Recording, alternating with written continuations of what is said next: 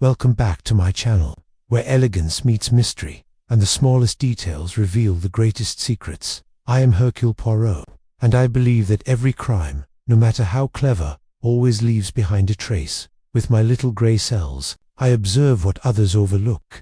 A misplaced button, a single footprint, a silence that speaks louder than words. Here, we journey together into the shadows of human nature, where deception hides in plain sight, and truth waits patiently to be uncovered. So stay close, because in this world of secrets, the game of deduction has only just begun. Chapter 1. The inciting incident. The evening had been unusually still at the luxurious Holbrook estate.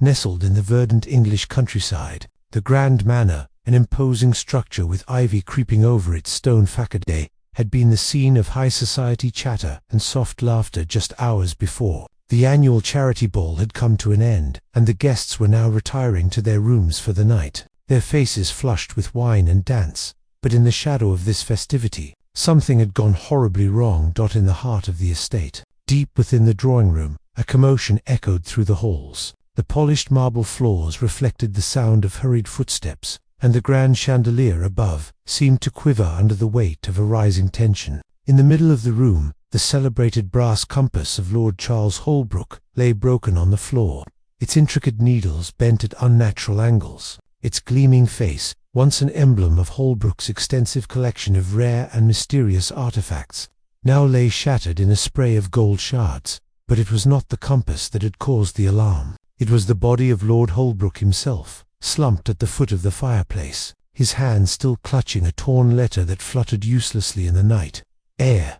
The guests who had gathered around him were too stunned to react at first. Then, as the shock of the sight settled in, whispers began to swirl. The brass compass, an object said to have been passed down through generations, had vanished, as had the key to the safe where the family's most prized jewels were kept. The timing of the events suggested more than a coincidence. A crime, it seemed, had been committed in plain sight. But who could have done such a thing in a house full of aristocrats and noble guests? The housekeeper, Miss Wilson, was the first to spot the absence of the compass. Her sharp eyes had always been attuned to the smallest details. Upon discovering that the prized artifact was missing, she immediately went to search the estate, her steps quick and purposeful. However, no trace of the compass could be found. There was no sign of struggle, no obvious motive, just a series of unsettling mysteries waiting to be solved. Word spread quickly, and soon, every guest had gathered in the drawing room, their faces a mix of disbelief and fear. A large group of dignitaries, wealthy benefactors, and close friends of the Holbrook family stood like statues, frozen in place as they processed the events unfolding before them. The high society atmosphere, once filled with warm laughter and cordial conversation, had descended into an air of paranoia and suspicion. It was at that moment that Captain Hastings, Lord Holbrook's longtime friend and confidant, stepped forward. His features were drawn, his expression one of confusion and concern. He had been in the next room when the cry for help had gone out, but the moment he entered the scene, he could see the quiet terror in the eyes of those around him. Hastings knew that this was no ordinary crime, no simple robbery gone wrong. Lord Holbrook's death had been meticulously planned, executed with a cold precision, and with the disappearance of the brass compass, the mystery only deepened. Something is amiss, Hastings muttered to himself, his voice barely audible over the growing murmurs of the guests. At that very moment, a voice that could have silenced 1,000 conversations entered the room. "Mon cher Hastings, what is this I hear of a crime most dreadful?" Hercule Poirot, the legendary detective from Belgium, had arrived. His entrance was as poised as always, his small, sharp figure framed in the doorway, his impeccable suit and carefully groomed mustaches, a stark contrast to the chaos around him. Poirot's eyes, always keen and calculating, flickered briefly over the scene before he fixed his gaze on Hastings. "Ah, you are here, as always, at the right moment," Poirot said with his usual calm. His voice was soothing, like the soft hum of a violin, yet it carried a weight that demanded attention. "Tell me, Hastings, what is it that has occurred here? A murder, I presume?" Hastings nodded gravely. "Indeed, and it is not just the murder of Lord Holbrook that concerns us. The brass compass has disappeared, and with it, all that we thought we knew about the man himself. There are more secrets than we imagined." Poirot's eyes narrowed slightly. "The brass compass, you say? A curious object. But it is not the compass that interests MIT is the reason behind its disappearance. A thief, perhaps, but not an ordinary one. No, Hastings, this is something else. The game, as always, is afoot. With that, Poirot began to survey the room, his sharp eyes taking in every detail. He noticed the subtle shifts in posture, the way some guests seemed too eager to explain themselves, while others remained unnervingly silent. To Poirot, the clues were already beginning to present themselves. Etched small quiver, every anxious glance, held meaning. The players in this game had been set in motion, and only Poirot's little grey cells could unravel the tangled web of motives, deceptions, and lies. The stage had been set. The players assembled, and now Poirot would begin his work, to peel back the layers of mystery surrounding the death of Lord Holbrook and the strange disappearance of the brass compass. The evening had only just begun, and Poirot's mind was already working, calculating, deducing. The true game of deception was underway. Chapter 2. The first clue. The guests had not yet fully recovered from the shock of Lord Holbrook's death when the estate's constables began their initial investigation. The presence of law enforcement, while necessary, only seemed to amplify the palpable unease that had gripped the manor. Poirot stood near the hearth, his keen eyes scanning the room, his thoughts already whirling as he observed the interplay of gestures and expressions. "I trust you have conducted a preliminary investigation?" Poirot asked, his voice light but carrying the weight of authority. Hastings, standing beside him, nodded.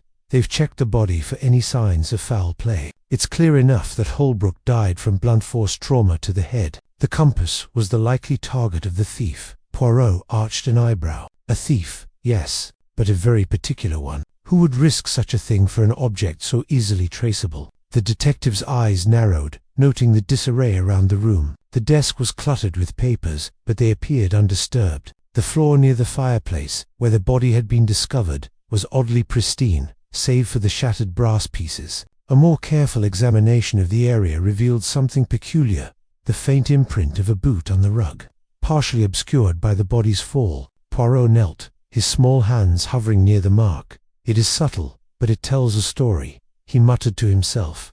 "A struggle, or an attempt to move the body." Hastings, standing awkwardly nearby, looked down at the boot print, but saw only a vague impression. "What does that mean, Poirot?" "A scuffle." Poirot stood, brushing off his trousers with the same care one might apply to a treasured item. Perhaps it was staged. "There is a deliberate positioning to everything here, Hastings. Lord Holbrook's death was not merely a crime of opportunity. This was a message, an orchestrated effort to confuse. But we will uncover the truth, slowly but surely." Poirot's next move was to approach the object of the evening's mystery, the brass compass itself. Its absence had sent ripples through the manor, and its shattered remnants lay like scattered clues, begging to be understood. He bent down, his fingers delicately tracing the shards of metal with the precision of a surgeon.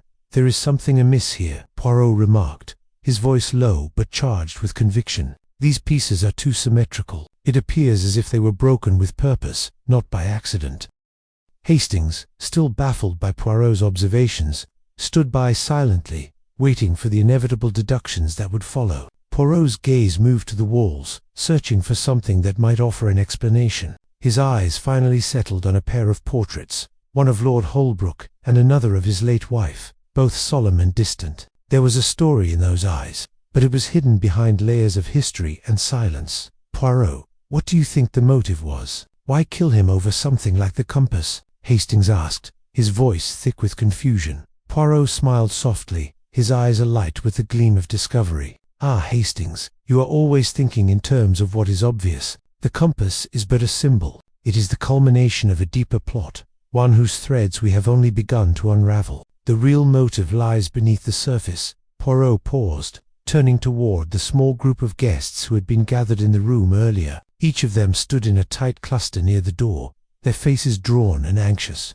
He took in their postures, their furtive glances, and he could not help but notice the difference in their behavior. Some looked as though they had already formed their own conclusions. Others seemed nervously unaware of what they had walked into. "Let us begin the questioning," Poirot suggested, his voice firm but not unkind. "It is time to observe the reactions of those who may hold secrets." One by one, the guests were invited to share their accounts of the night. Their stories were consistent, almost too consistent. Everyone had been in the ballroom at the time of the murder. There were no disputes over timing, no shocking discrepancies. And yet, Poirot's mind raced, sifting through the layers of these truths to uncover what might be concealed. As the last guest, Miss Agnes Wiltshire, a distant relative of Lord Holbrook, spoke, Poirot observed her closely. She was well-spoken and poised, but her eyes darted nervously when she mentioned her brief conversation with Lord Holbrook earlier in the evening. Something had changed in her tone, something slight yet telling. "Did you speak with Lord Holbrook at length?" Poirot inquired, his tone gentle but probing. Miss Wiltshire's eyes widened slightly, a flicker of unease crossing her face. "Oh, just briefly. We had a conversation about the charity event, nothing of importance." Poirot smiled, though it did not reach his eyes. "Ah, and yet, you mention this conversation as if it were of some significance." I didn't mean it that way, Poirot," she stammered. "It was just a polite exchange, really." Poirot nodded thoughtfully. He could not yet place his finger on it, but he could sense the shifting currents of tension that surrounded Miss Wiltshire. He had seen the telltale signs before: anxiety, the subtle change in pitch. She was hiding something. Poirot turned to the others. "There is much to consider, my friends. This is only the beginning. The brass compass will lead us to the truth, but it is the people surrounding it who will reveal the crime's true face." As Poirot surveyed the room, his mind was already piecing together the fragments of information he had gathered. The clues were beginning to connect in his mind, but there was still much to learn. The pieces of the puzzle were scattered, but they would fall into place, just as they always did. The first steps of the investigation were over. The real work was about to begin, and Poirot, with his unparalleled mastery of human behavior, was ready to unravel the mystery before anyone else had a chance to blink. Chapter 3: The Gathering of Suspects. The following morning, the drawing room had been cleared of the disarray, yet the tension that lingered was palpable. Poirot, with his usual precision, had instructed the constables to keep a watchful eye on the guests, but for now, they had been left to their own devices. As the clock struck 10, the guests reluctantly gathered once again, though none had slept soundly. Even the air around them seemed thick with uncertainty, as though something unspoken hung over the entire estate. Poirot, standing at the far end of the room, surveyed the assembly with a calm gaze. Each individual had taken their place according to their own preferences. Some huddled together in nervous whispers, while others tried their best to act unaffected, though their eyes flickered around the room, alert and searching. The quiet murmur of voices filled the space, but Poirot remained unmoved, as though waiting for something to reveal itself. Hastings stood beside him, observing the guests. "They all seem so polite, but I can tell you, Poirot, there's something beneath the surface. I can feel the tension in the air." Poirot nodded slowly, his eyes narrowing as he watched the suspects interact. "Indeed, Hastings, it is a quality one learns to detect after years of observation. It is in the way the hands twitch when a name is mentioned, or the way a look is shared in the corner of the eye. People may think they hide their secrets well, but the body does not lie." As the guests were invited to sit, Poirot took note of their reactions. Miss Wiltshire, still pale from the night before, had taken a seat near the window. Her fingers were nervously fidgeting with the hem of her gloves, but her eyes never strayed far from Poirot. Her anxiety was obvious, yet she masked it with a veneer of composure.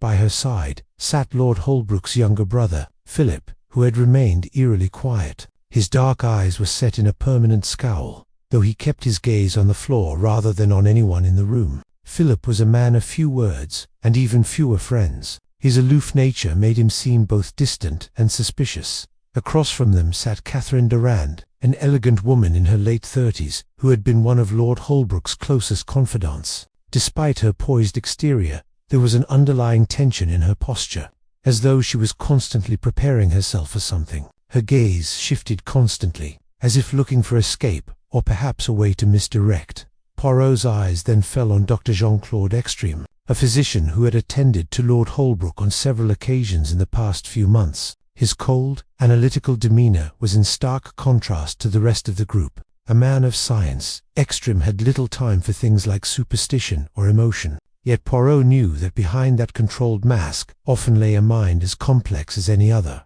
"And what of Miss Wilson?" Hastings murmured, nodding toward the housekeeper, who stood near the door with her arms crossed, watching the proceedings with a wary eye. "She's the one who discovered Lord Holbrook's body." Do you think she knows more than she's letting on?" Poirot's gaze flickered briefly to Miss Wilson, whose stoic expression gave little away. She had been working for the Holbrooks for many years, and had always maintained an impeccable reputation. Yet Poirot could sense something hidden in her eyes, a flicker of something too quick to catch. "We shall see," Hastings Poirot replied quietly. "In time, they will all reveal themselves." The constables had been instructed to maintain a strict watch on all the guests, but for now, Poirot preferred to conduct his investigation through the subtle art of observation. It was a tactic he employed, often waiting for the suspects to speak, to reveal something about themselves, or even about others. There was no need for the traditional interrogation just yet. Every small action would speak volumes. Poirot raised his hand,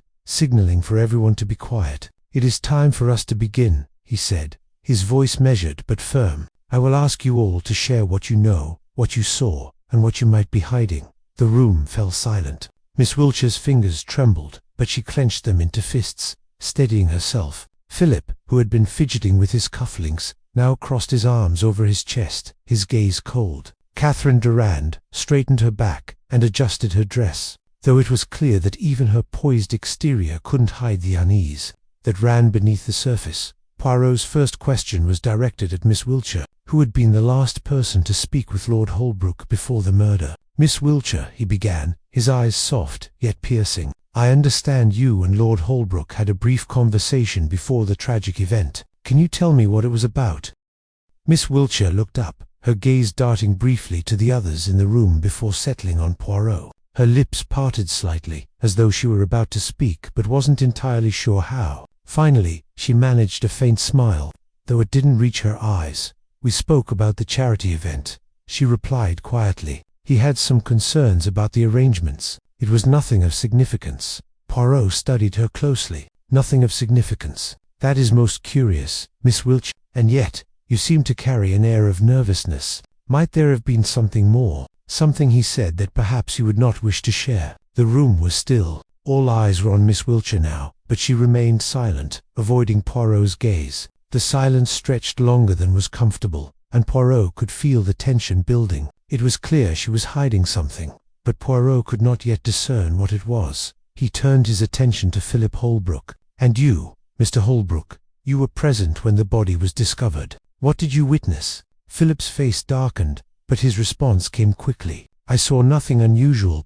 I came upon the scene after the body had been found. I merely assisted the staff in securing the area." Poirot nodded slowly, his eyes studying the man with meticulous care. "A curious reaction, but perhaps you are simply a man of action, Mr. Holbrook." Poirot shifted his gaze again, taking in each person in the room. The reactions were subtle, but they spoke volumes. The game was underway. Each of these people had something to hide, something they were unwilling to reveal, and it was up to Poirot to untangle their webs of deceit. With each question, he would draw closer to the truth, and every answer, every glance, would bring him one step nearer to unmasking the true culprit. Chapter 4. Poirot arises. The morning had passed uneventfully, save for the occasional shifting of footfalls outside the drawing room, as the guests returned to their rooms or gathered in quiet corners, no doubt reflecting on the events of the previous night. The tension had not waned, it had only settled into the walls like a pervasive fog, each of the suspects carrying with them the weight of their own suspicions and quiet guilt. But Poirot was not one to allow time to blur the edges of a mystery. No, his mind was already sharp, as it always was when a case began to take root. His mind had wandered through the possibilities, each guest with their own personal history, their hidden motives, their secrets tucked away in the folds of their pasts. All had come together, however unwillingly, in the same place at the same time. But as Poirot always believed, that was no accident. The door to the drawing room creaked open. A hush fell immediately as Poirot stepped into the room, his presence undeniable. His eyes, ever so precise,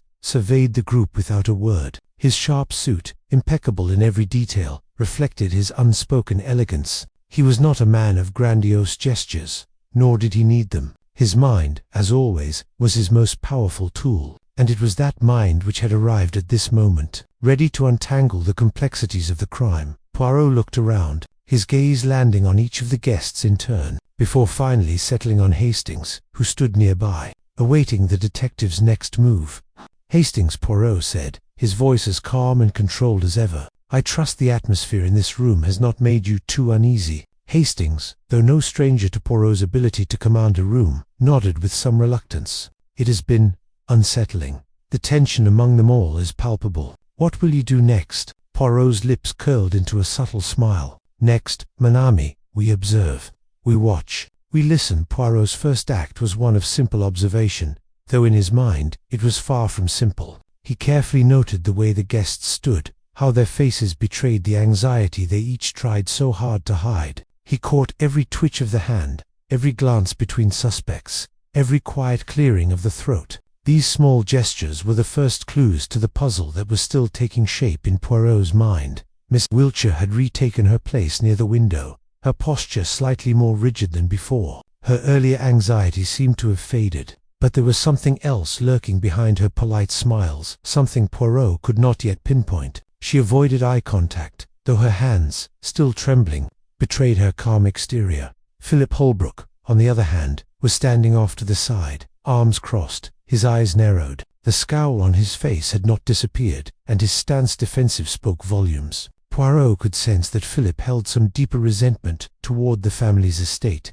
something perhaps tied to his brother's wealth and the inheritance he had been denied. Yet, his behavior was not so easily categorized. There was something more here, a complexity that Poirot would soon need to untangle. Catherine Durand, seated near the edge of the room, kept her gaze fixed on the floor, her body language one of careful restraint. Her calm facade was almost too perfect. Poirot had observed her for only a few moments, but he could already sense that the woman was hiding something, perhaps a past relationship with the deceased, or a hidden motive tied to the estate itself. Dr. Extra, however, stood out like a man out of place. His posture was too stiff, his movements too deliberate. The physician's every word was measured, his answers in the previous questioning succinct, yet lacking any warmth. Poirot had seen many men like Ekstrom before, those who hid their true selves behind a veneer of professional detachment. But it was precisely this detachment that could often hide the deepest of secrets. And then, there was Miss Wilson,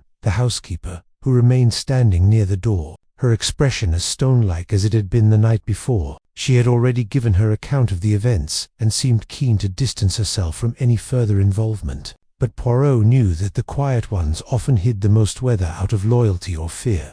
It was yet to be determined. Poirot's eyes narrowed as he took in the room. Everything seemed almost too perfect. The guests were too well practiced in their responses, too measured in their answers. Yet, the true nature of the crime was not to be found in their stories. It was in the silences, the discomfort, the small gestures. The truth was hiding in plain sight, waiting for the right person to notice it. "Gentlemen," Poirot said at last, his voice cutting through the tension like a blade. "And ladies," he added, with a glance toward the two women in the room, "it is clear that each of you has been deeply affected by the events of the previous evening. But we must move forward. We must uncover the truth, no matter how difficult it may be." Poirot glanced around at the guests, his gaze lingering just a little longer on each of them. "You may believe that you have concealed the truth, but I assure you, I see it all." The guests stiffened, a few of them exchanging fleeting glances. Poirot's words had landed with the weight of certainty. They could not escape him, not while he had his mind set upon them.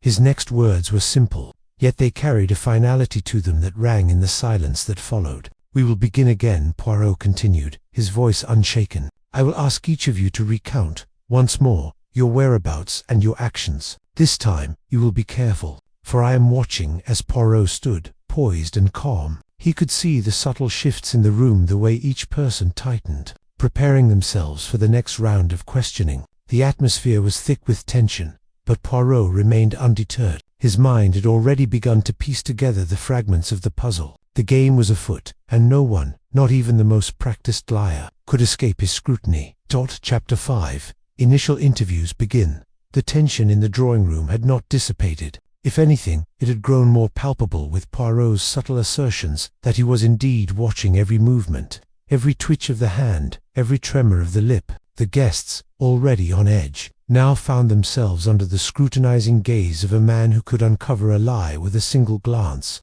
They could no longer hide in their own comfortable stories, nor could they deceive themselves into thinking they were free from suspicion.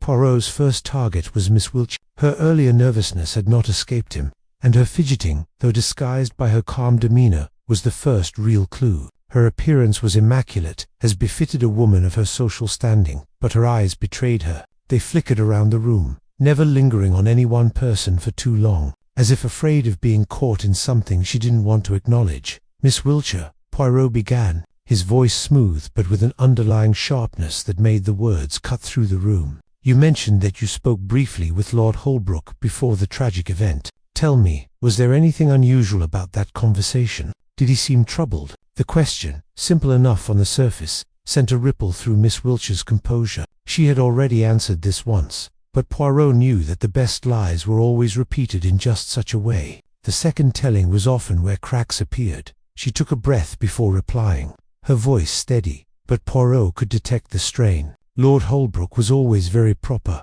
very reserved. I saw no sign of distress, if that's what you're asking." Her eyes darted toward the others in the room, and Poirot caught the briefest flicker of discomfort. "No sign of distress, you say?" Poirot's eyes gleamed. "And yet, I see a certain unease in you, Miss Wiltshire. You claim there was nothing of significance in your conversation, but you also seem anxious. Why is that, I wonder?" She opened her mouth to respond, but the words caught in her throat. Finally, she closed it, her eyes fixed on the floor. I suppose it was just the shock." "The death of my uncle," Poirot interrupted gently, but with his usual precision. "It is not just the shock, is it? You were hiding something, Miss Wiltshire, something more than a mere passing exchange." Her lips trembled, but she said nothing more. Poirot gave her a moment, letting the silence stretch uncomfortably. It was clear to him that there was more to the story than she was willing to admit, but the timing was not right. For now, he moved on. Poirot turned his attention to Philip Holbrook, who was sitting with his arms crossed, his eyes cold and distant. There was a hardness to him, a reluctance to engage in any sort of emotional display. It was typical of men like him, those who would rather bury their feelings than allow anyone to see their vulnerability. Poirot found it both fascinating and frustrating.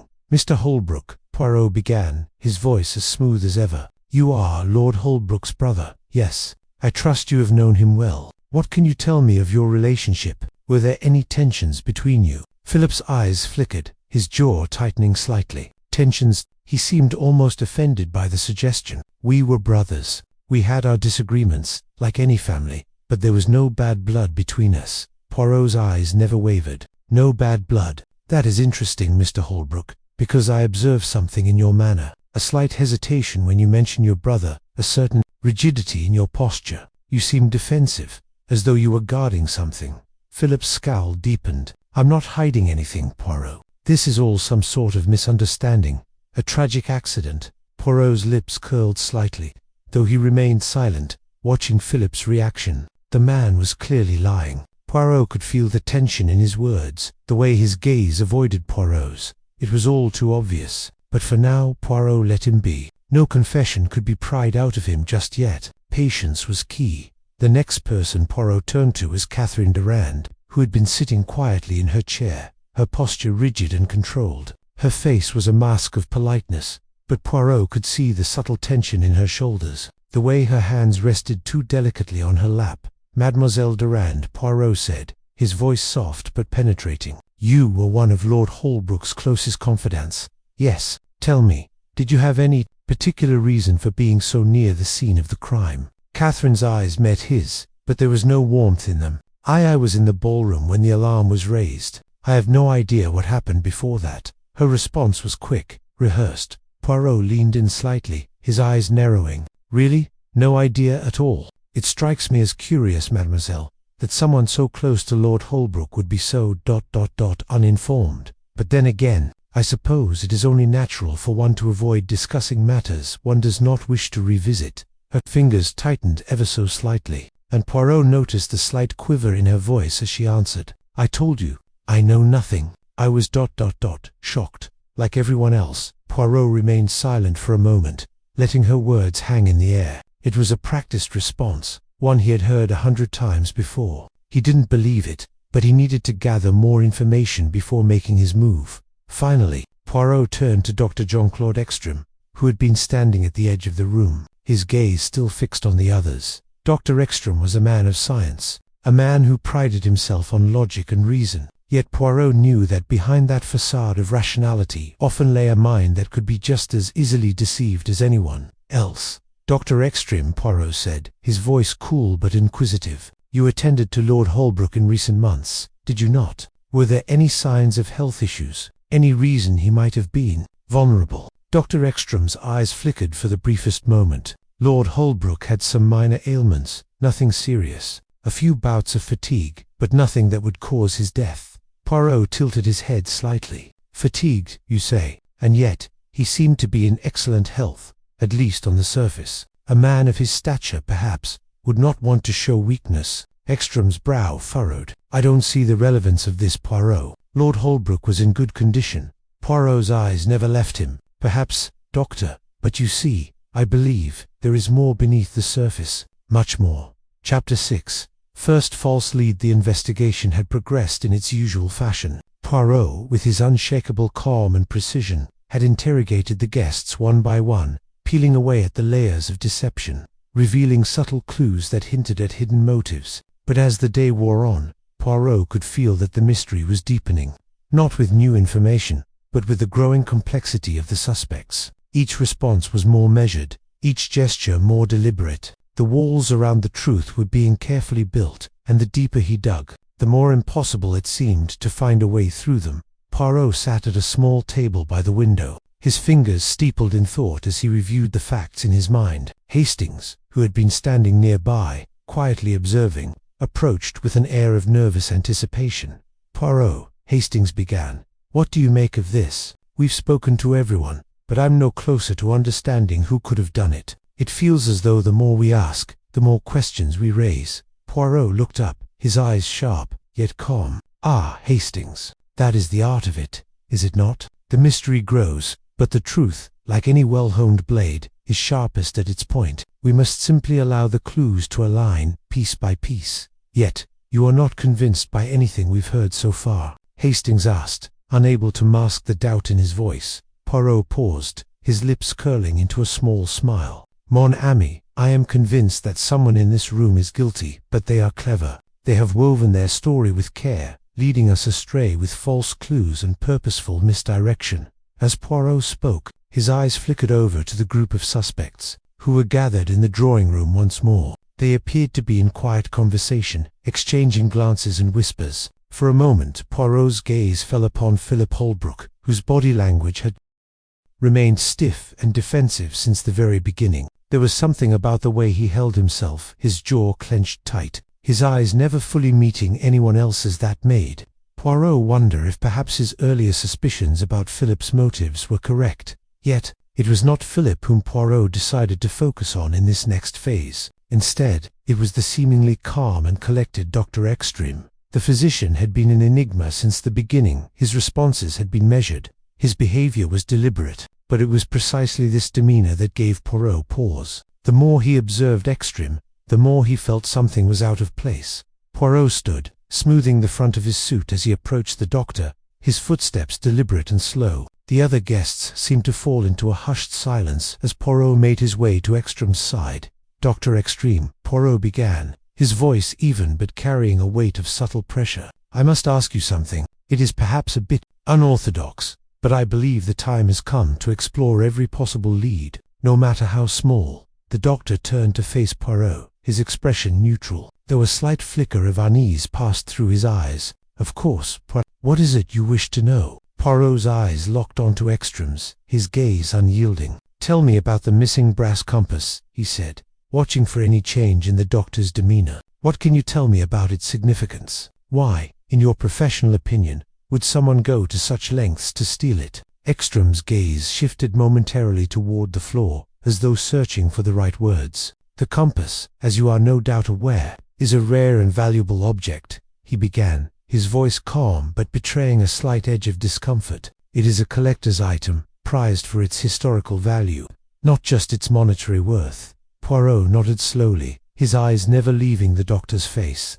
"Indeed, but why would someone go to such lengths to steal it, especially when the death of Lord Holbrook was so violent? What purpose does the compass serve in this crime?" Ekstrom paused, his lips parting as though to say something, but then closing again, as if he were reconsidering his words. "I cannot say.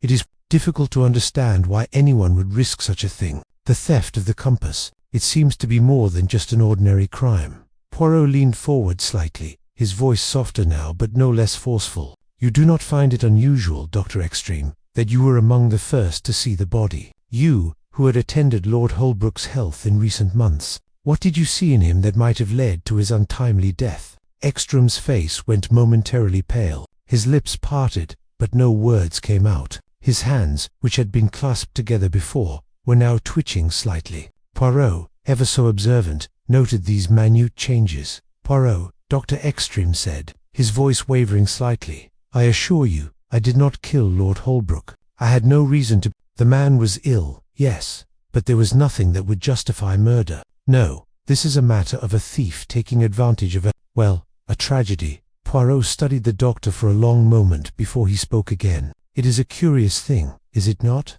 The way some people react to a tragedy. They speak of it as if it were nothing more than an accident, a misfortune no more. Yet, for some, tragedy is a tool, something to be manipulated, to be used."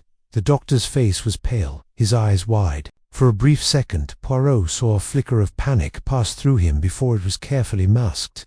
I don't know what you mean," Ekstrome said quickly, his voice rising slightly. "I've done nothing wrong, Poirot, nothing." Poirot allowed a small, knowing smile to tug at the corner of his mouth. "Of course, Dr. Ekstrome, you have done nothing wrong, but I wonder, perhaps you are hiding something that might explain why you know more about this death than you are willing to admit." As the doctor stammered a response, Poirot turned toward the rest of the room. He had his first false lead. This was no ordinary theft. The motive was not clear, but Ekstrome's behavior had raised more questions than answers. The doctor had played a careful hand, but Poirot had already seen the cracks in his facade. Now Poirot would press on, but the first layer of deception had been peeled back, and somewhere in the tangled web of motives, the truth waited. Chapter 7. The Psychological Game.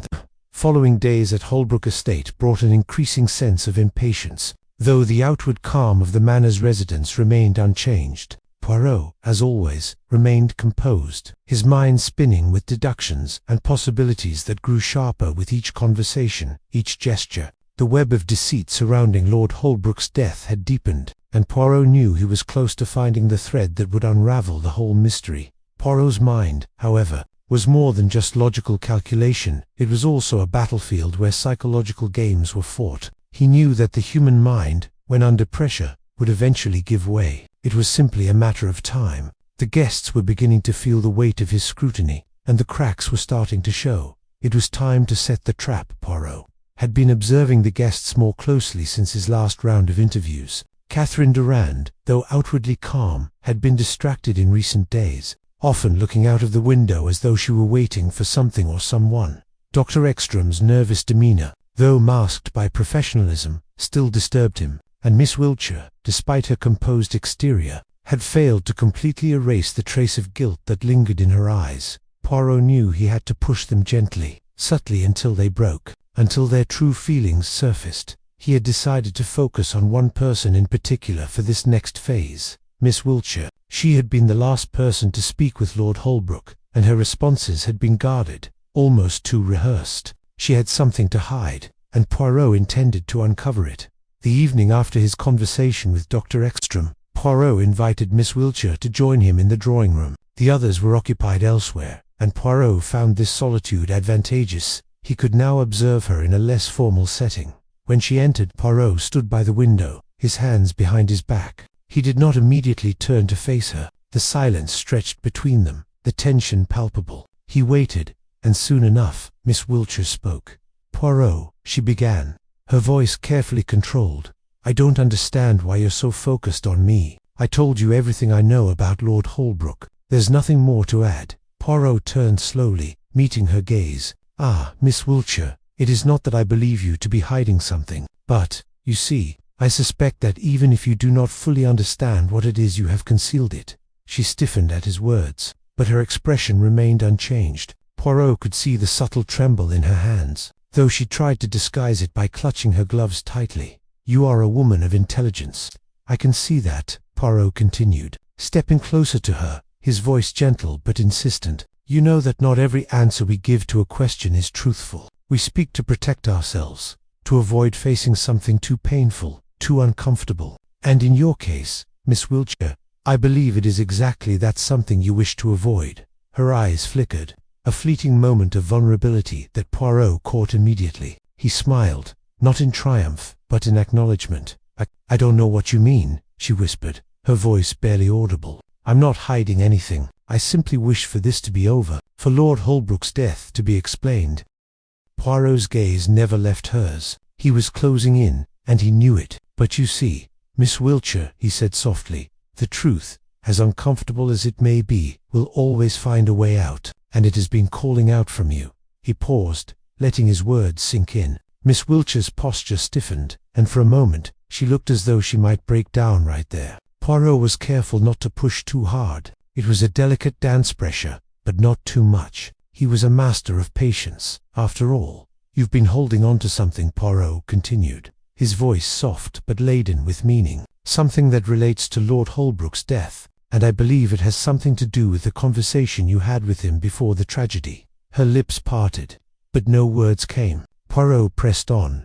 "There are always tensions beneath the surface, are there not? Relationships that are not what they appear, secrets that go unspoken until it is too late to hide them. But now, Miss Wiltshire, it is time to speak. What did you and Lord Holbrook discuss that night?" Her gaze darted away from him, and Poirot immediately saw the crack in her composed exterior. He had her.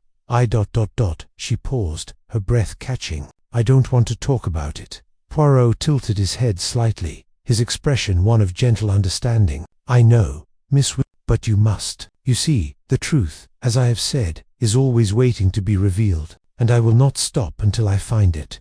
Her eyes filled with tears, and she wiped them quickly, as if embarrassed. She took a deep breath, steadying herself, and then spoke in a voice barely above a whisper. "Lord Holbrook, he had discovered something, a secret, something about the family's finances. He wanted me to help him, too." She broke off, her voice faltering, and for a long moment the room was still. Poirot did not press her. He allowed her to gather her thoughts, his mind working rapidly, piecing together the new information. "I think he was going to expose something," she continued, her voice cracking. "But I couldn't help him. I couldn't be involved. I didn't know how to stop him, Poirot. I didn't know what to do." Poirot stepped forward, his expression softening. "And so, you stayed silent. But now, Miss Wiltshire, your silence speaks volumes." For a long moment, neither spoke. Poirot let her words hang in the air, letting the weight of the truth settle over her. Miss Wiltshire had given him the first real clue, a secret, a financial scandal, something Lord Holbrook had uncovered, something dangerous. "And now, you must share this secret," Poirot said, his voice gentle but firm. Miss Wiltshire nodded, her face pale. "I will, Poirot, I will tell you everything." Chapter 8, A Secondary Mystery. The following morning, Poirot could feel the temperature of the investigation shift. The guests had become more elusive, and their responses to his questions had become more guarded. Miss Wiltshire's confession about Lord Holbrook's secret was enough to make him more certain that something greater than a simple murder was at play, something intricate, tangled, and possibly But just as Poirot was beginning to piece the puzzle together, an unexpected turn of events sent the case in a new direction. Poirot, Hastings, and the other guests had gathered for breakfast when the news arrived. The housekeeper, Miss Wilson, appeared in the doorway, her face pale and drawn, her eyes wide with disbelief. "Poirot," she called, her voice trembling, "there's been another incident. A letter. It's gone missing. A very important letter, I believe." Poirot's brow furrowed as he rose to his feet, the warmth of his earlier conversation with Miss Wiltshire dissipating in an instant. "A letter, you say? Where is it?" Miss Wilson shook her head, her hands wringing together nervously. "It was on Lord Holbrook's desk in his study last night. I was cleaning, and when I went back to check this morning, it was gone. I don't know what it means, but it's important. I just feel it." Poirot nodded, his mind already ticking with possibilities. "And did you notice anything else? Anyone who might have had access to Lord Holbrook's study last night?" Miss Wilson paused, then slowly shook her head. "No, only the family, but there's something strange, Monsieur Poirot. The study door was locked when I arrived. It wasn't locked when I left last night, but it was when I returned this morning." Poirot's eyes narrowed. "And Hastings, standing nearby, exchanged a concerned glance with the detective. A locked door, a missing letter. This is becoming more complicated by the moment. Poirot stood silently for a moment, his mind moving through each possibility. The letter, the locked door, the missing compass. There was an undeniable connection, and it was becoming clearer with each passing moment. Poirot had known from the start that the motive was not simply the theft of a rare artifact.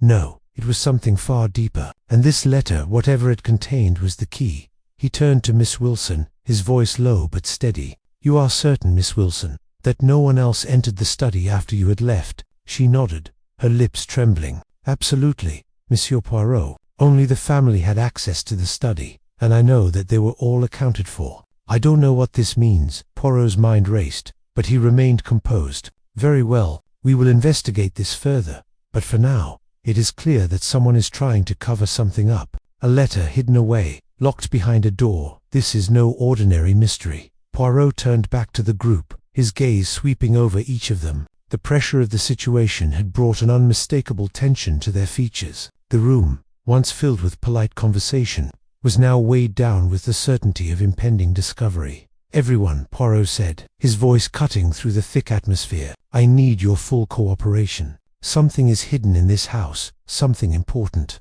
The letter that has gone missing, the compass that was stolen, and Lord Holbrook's untimely death, they are all connected, and it is my task to uncover the truth."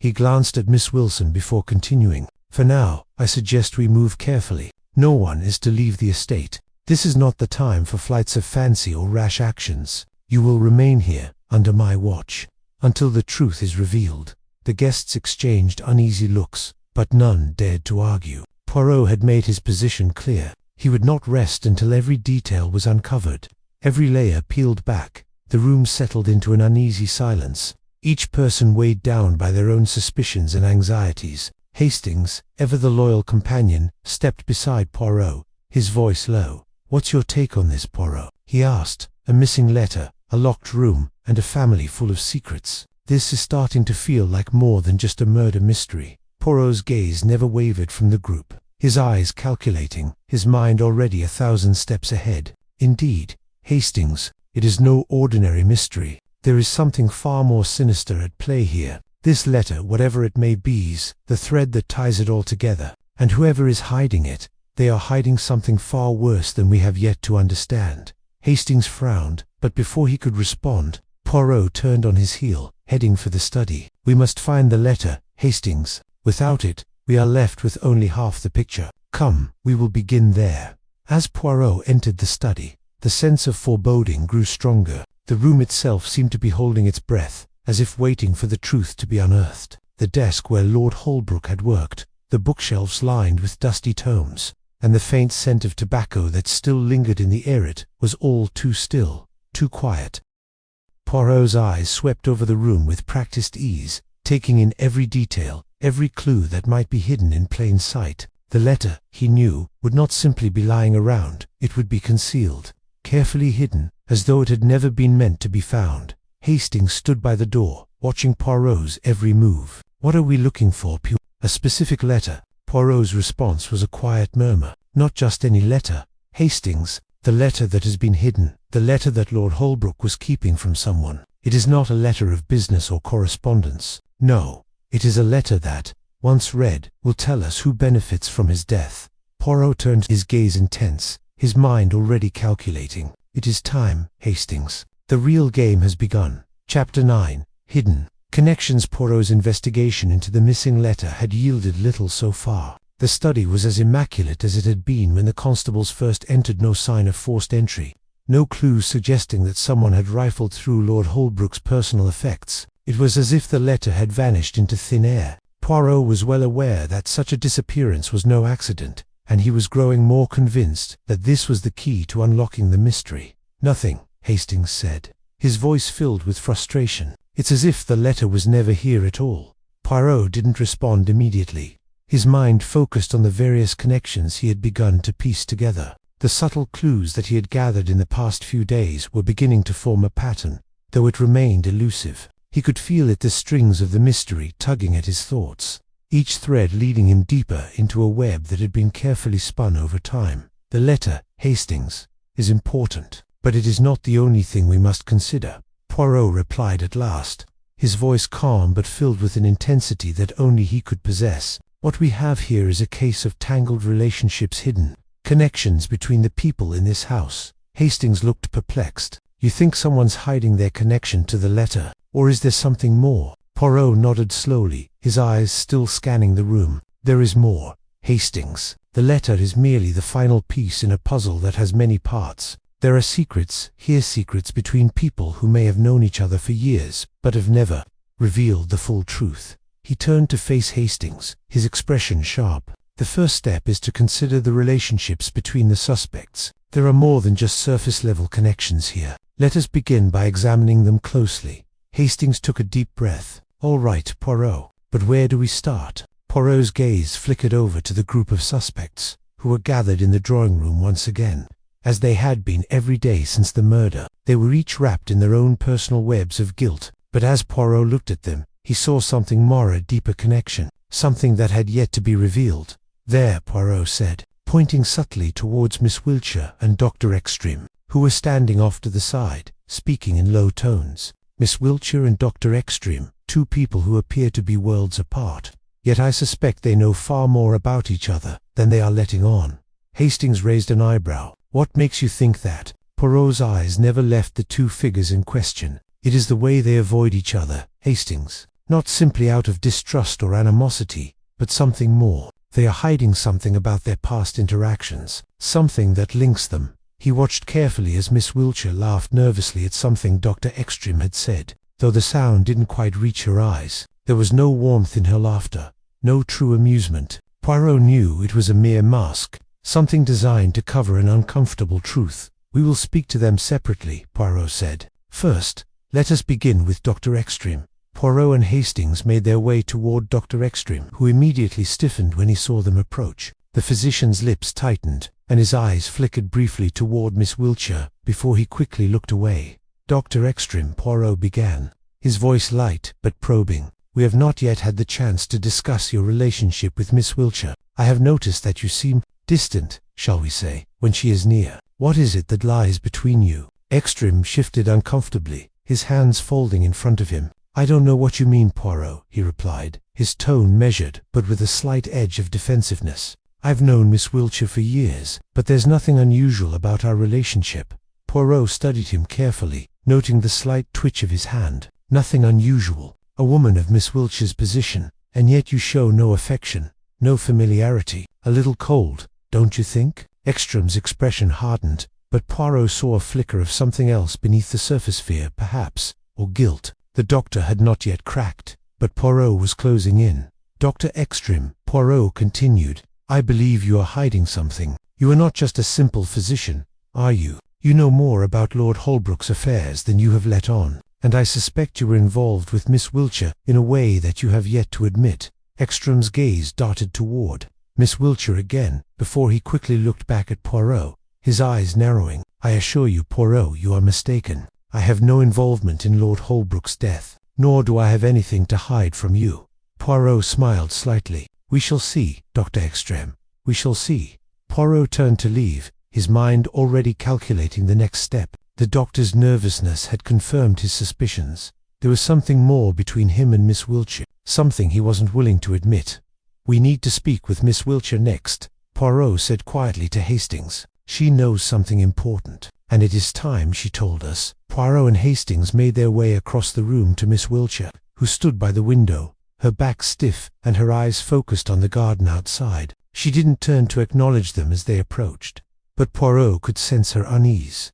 "Miss Wiltshire," Poirot began, his voice soft but carrying an authority that demanded attention, "we must speak. There are things left unsaid between us, things that you must reveal." Miss Wiltshire flinched slightly at the sound of Poirot's voice, but she didn't turn around. "I have nothing more to say, Poirot," she replied, her tone flat, but with an undercurrent of tension. "You have all the information you need. There's nothing more I can tell you." Poirot stepped closer, his eyes narrowing. "That is where you are wrong, Miss Wiltshire. You are holding something back, something that connects you and Dr. Ekstrom to Lord Holbrook's death, and I will find it." Her body stiffened, and for a fleeting moment, Poirot saw the faintest tremor in her hands. She was holding on to something crucial, and it was only a matter of time before she would be forced to reveal it. Chapter 10. Poirot's secret clue. The investigation had reached a delicate point. Poirot had continued to methodically peel back the layers of deception, but the true nature of the crime remained elusive.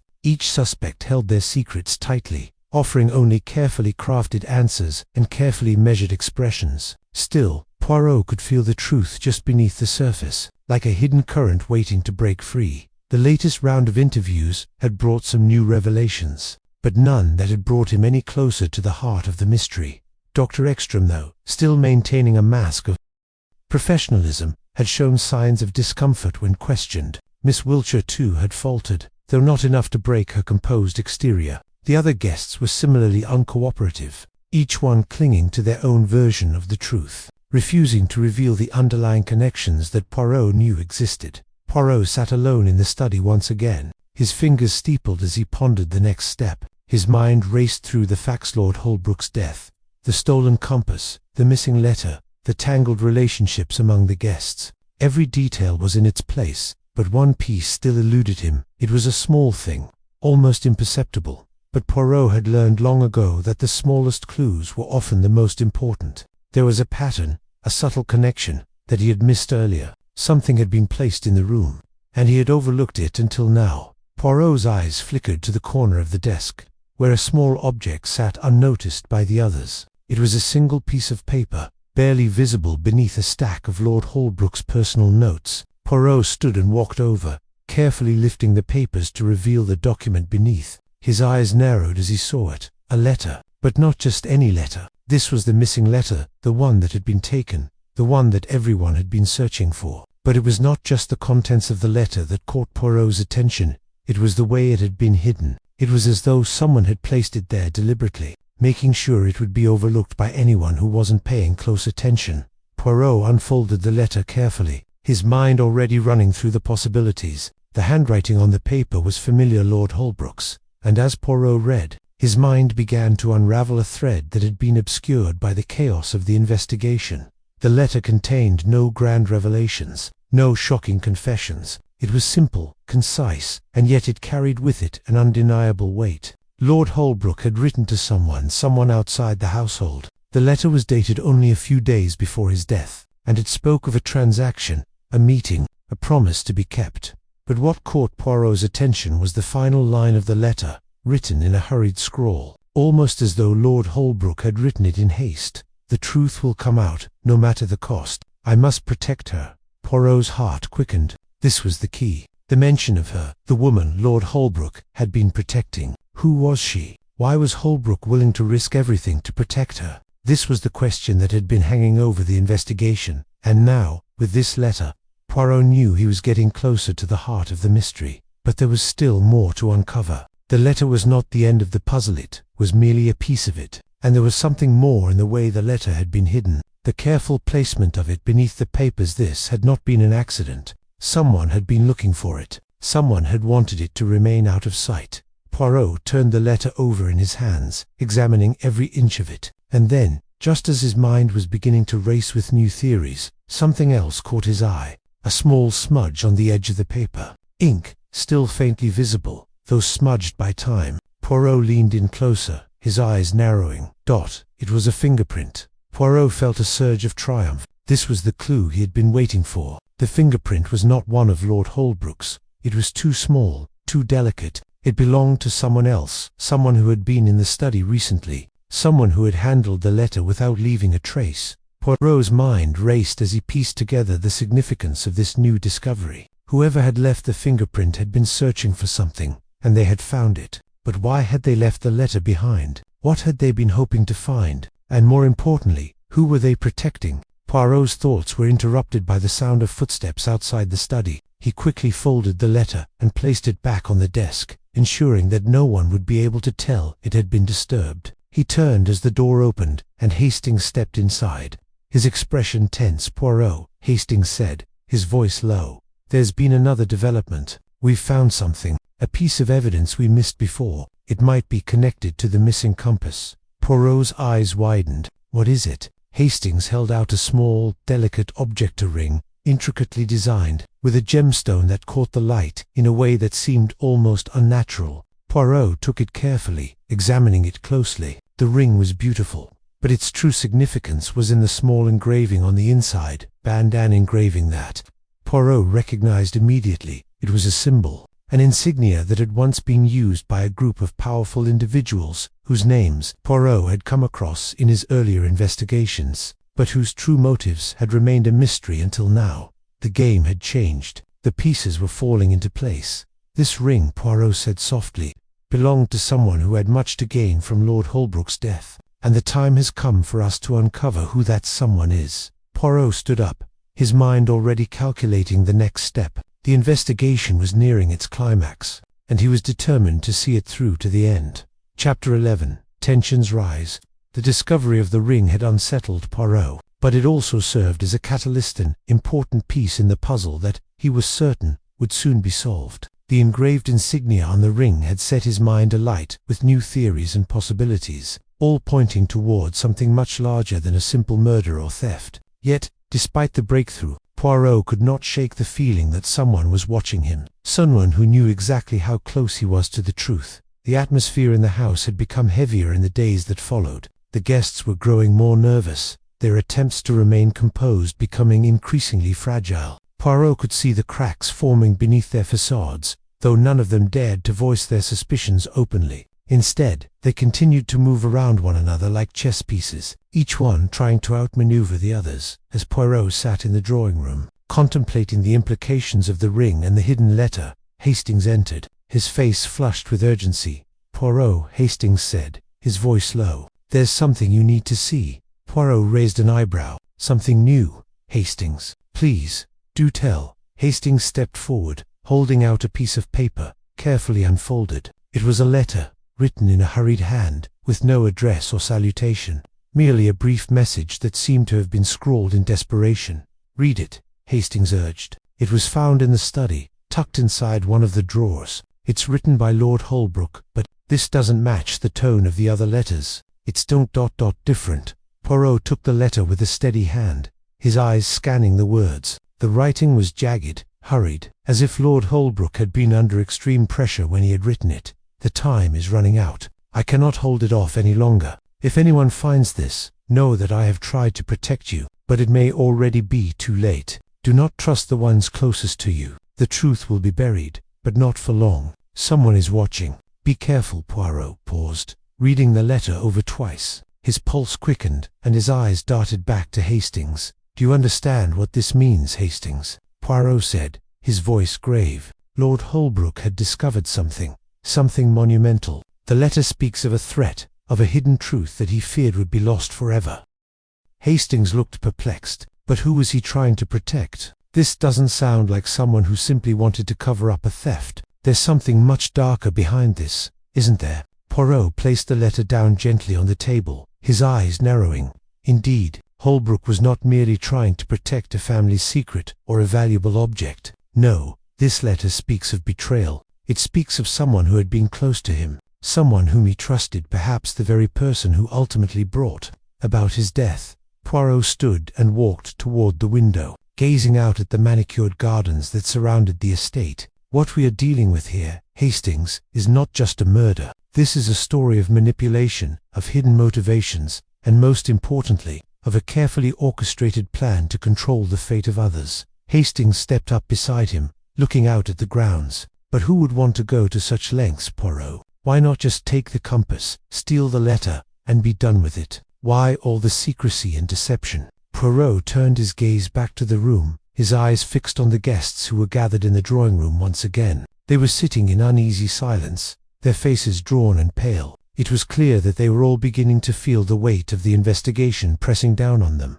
"I have my suspicions," Poirot said slowly, his voice sharp and calculating. "Each of these people, though they try to maintain their composure, has a hidden truth, and someone, perhaps more than one of them, is involved in Lord Holbrook's death. But the question is, who?" Hastings frowned, sensing the shift in Poirot's tone. "You think someone in that room is the killer?" Poirot's eyes flickered with determination. "Yes, Hastings. But the time for simple answers is over. The game has grown more complex, and the stakes are higher than any of us realize. Every action, every word spoken, is part of a greater plan that has been set into motion long before Holbrook's death. Poirot's eyes met Hastings's, his gaze intense. The relationships between the suspects are not what they seem. They are entangled in ways that none of them understand yet. But I will reveal it. Soon, the truth will surface, and when it does, nothing will be the same. As Poirot turned back to the guests, he noticed the subtle tension in the air. There was a new sense of urgency among them, as though they were finally beginning to feel the heat of the investigation. The subtle games they had played before the half-truths, the strategic silences, were no longer enough to protect them. They had become trapped in a web of their own making. Poirot made his way across the room to the group, his expression calm but unreadable. They fell silent as he approached, each of them aware that the detective was about to make his move. The time for subtlety had passed. Poirot was ready to push them, to challenge them, to force them to reveal their true selves. "Ladies and gentlemen," Poirot began, his voice steady, "the game has shifted. What was once a matter of a simple theft and murder has now become something far more complicated. There are things hidden in this room, things that you have all tried to keep from me, but I assure you, I will find them." The guests shifted uncomfortably, their eyes darting from one another. The tension in the room was thick, so thick that Poirot could almost taste it. He knew that they were beginning to crack. It was only a matter of time before the truth came tumbling out. "We will continue our search," Poirot said, his gaze sweeping over the room. "But let me be clear. Someone in this house is guilty, and I will uncover who it is, no matter how long it takes." Chapter 12. The confrontation. The tension in the room was suffocating. Poirot stood at the center of it all, his piercing eyes scanning the faces of the guests. The time for subtle observation and calculated questions had passed. Now, it was time to confront them, to press them, to force them into revealing the truth that each of them had been so desperately trying to hide. As Poirot stood silently, the guests shuffled uneasily in their seats, their eyes shifting nervously from one person to another. The quiet whispers that had once filled the manor had died down, replaced by a heavy silence that seemed to envelop the entire room.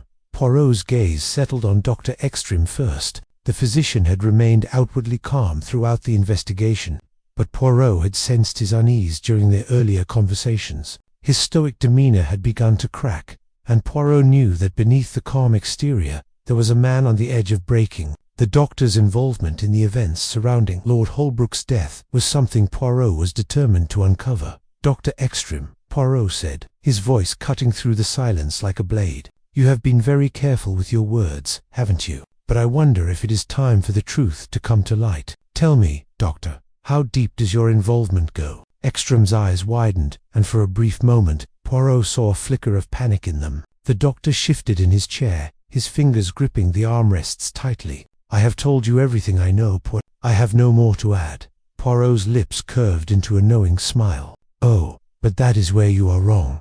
Dr. Ekstrom, you have not been entirely forthcoming. You knew more about Lord Holbrook's health than you have admitted. You knew more about his finances, his fears, and his secrets. But you failed to mention one important detail, didn't you?" Ekstrom's jaw tightened, and he turned his gaze away from Poirot.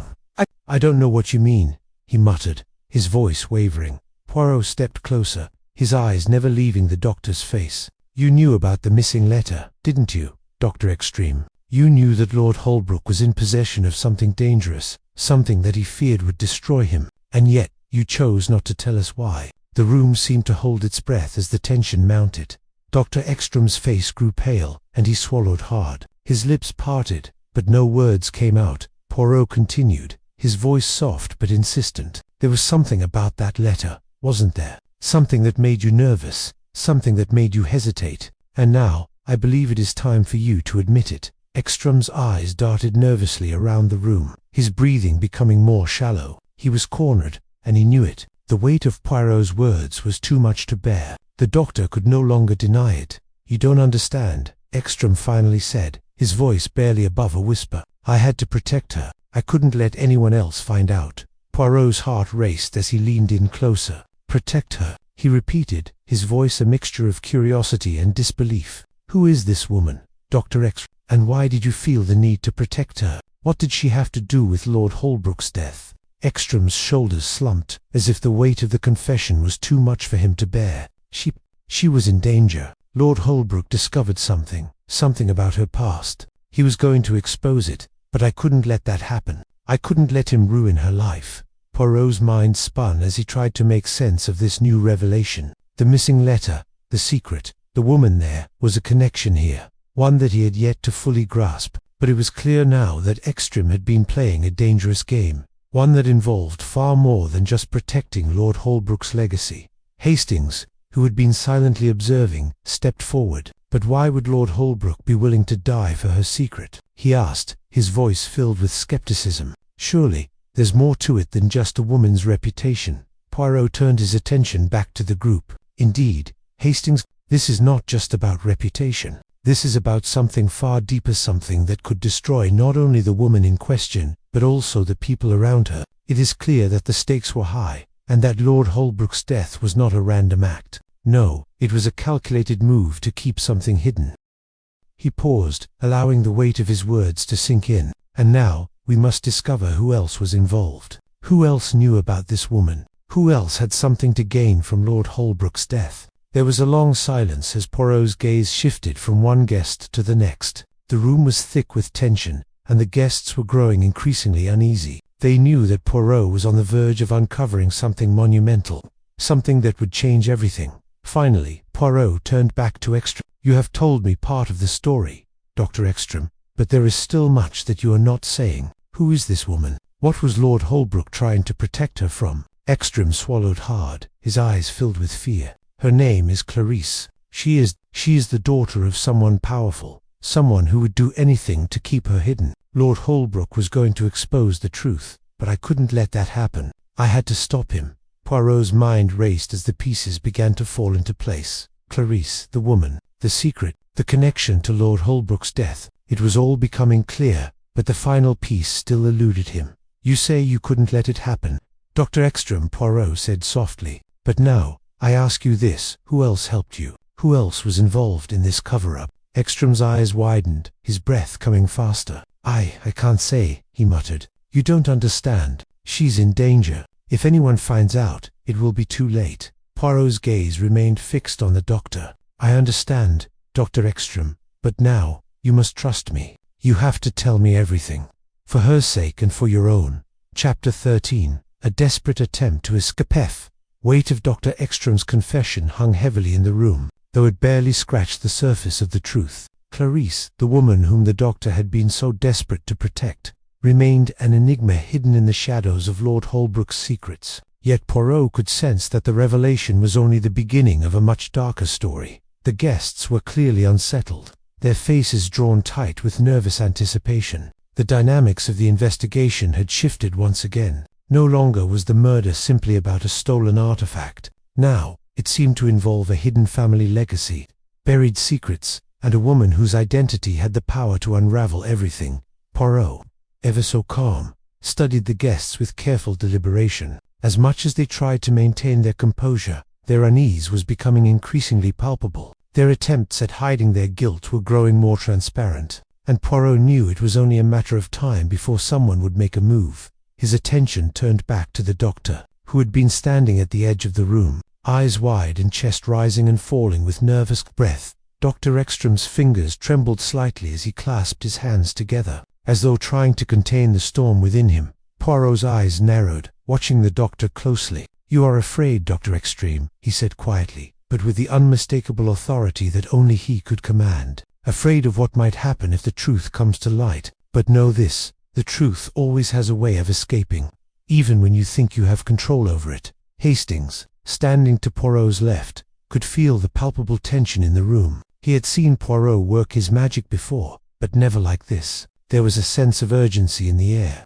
a realization that time was running out for everyone involved. Suddenly, the sharp sound of a door opening broke the silence. Poirot's head snapped toward the source of the noise. It was Miss Wiltshire, her face pale and drawn. She stood in the doorway, her posture rigid, her eyes wide with fear.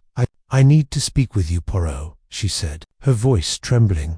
Poirot did not move immediately, but he caught the anxious flicker in her eyes, the same uncertainty that had marked her behavior since the beginning of the investigation. He nodded, signaling for her to come closer. Hastings remained silent, watching the exchange unfold with quiet curiosity.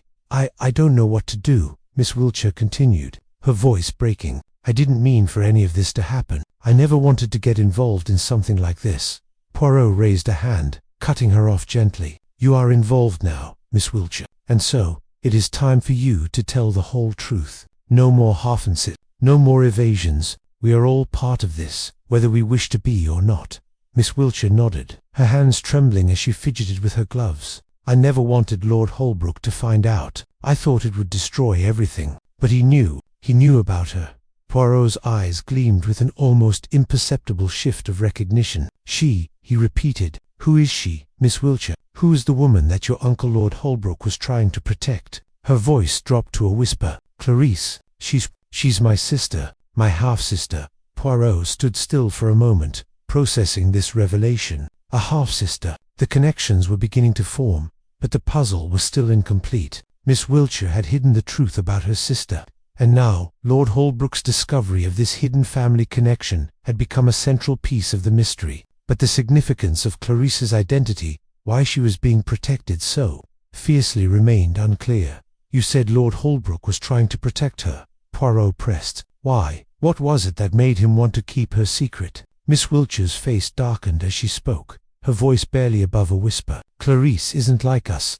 She wasn't raised in the same circles. She's not the daughter of my father, she's the daughter of my mother's former lover. She's been kept away from the family for years, hidden from public view. But now, I fear that Holbrook was going to expose everything, our mother's scandal, Clarisse's true parentage. It would ruin everything." Poirot absorbed her words, piecing together the fragments of the story that had been buried for so long. Lord Holbrook had uncovered the truth about Clarisse, and that discovery had set off a chain of events that had led to his death. But what role did the others play in this? And why was someone so desperate to keep Clarisse hidden from the world? "I see," Poirot said softly, his voice thoughtful. "But there is still more to this.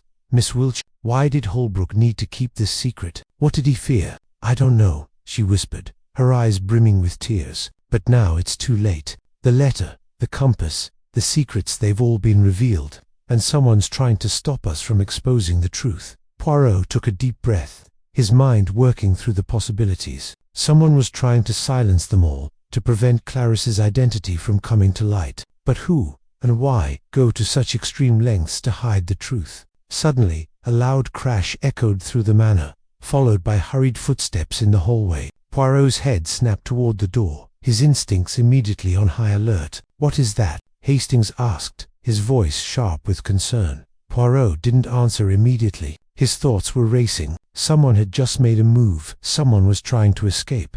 The door to the study flew open with a force that rattled the frame. Standing in the doorway was Philip Holbrook, his face pale, his eyes wide with panic. "Poirot," Philip gasped, his voice hoarse. "They're going to destroy everything. They're coming for her." Without another word, Philip bolted for the door. But before he could take another step, Poirot was already moving, blocking his path with the calm certainty of someone who had already anticipated this move.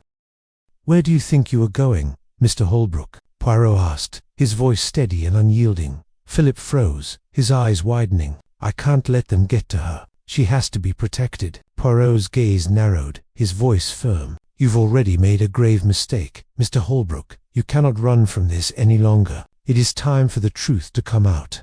Chapter 14.